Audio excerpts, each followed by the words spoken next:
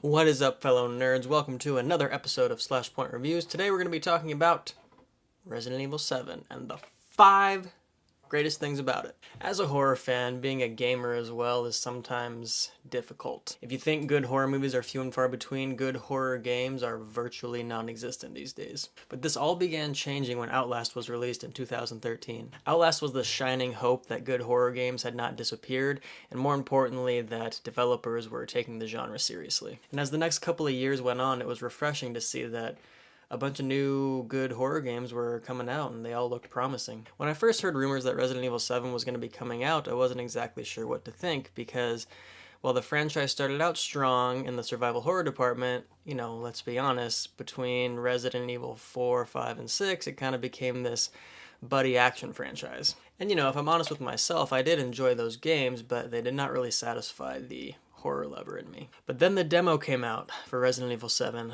first hour I think it was called, and once I played that, I was hooked. So I finished the demo, and while it was great, I was still hesitant because, 1 hour isn't all that much in the gaming world, and they had plenty of opportunity to fuck it up still. Okay, so at this point you probably all know what this game is about, but we'll do a quick little recap. So the main character receives a video from his wife, who has been missing for like 2 or 3 or 5 or 10 or 50 years or something like that.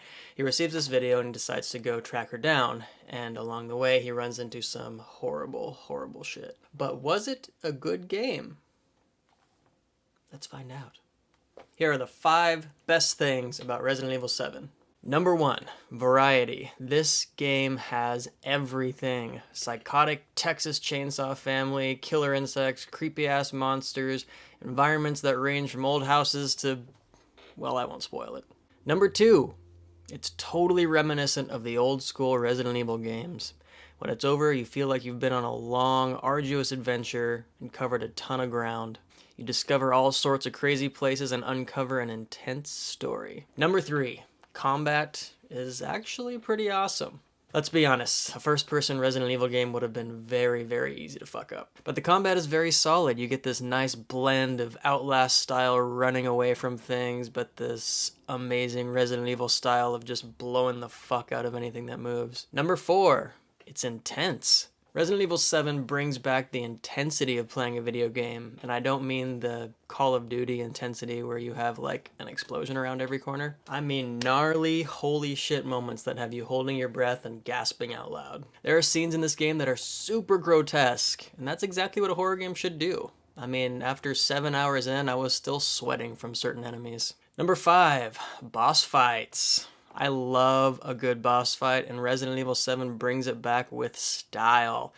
There are really, really creative, horrifying bosses you'll have to kill throughout the game, and the difficulty felt just right. They weren't too easy, they weren't too difficult, they were challenging. Now, on the downside of things, you do run into many of the same types of enemies throughout much of the game, but they remain pretty creepy. Also, running was pretty damn clunky. I never felt like I could go fast enough, which definitely increased tension, but trying to turn corners was kind of a pain in the ass. But overall, it's a great game. I'm going to give Resident Evil 7 a 9 out of 10. One of the greatest aspects of this game is what it brings to the table in a general sense. This game, along with Outlast and Outlast 2 and Agony coming out pretty soon, are proof that horror games are being taken seriously again, and there are some seriously twisted and creative minds behind it. That's all I got for you tonight, guys. Be sure to like the video if you like it.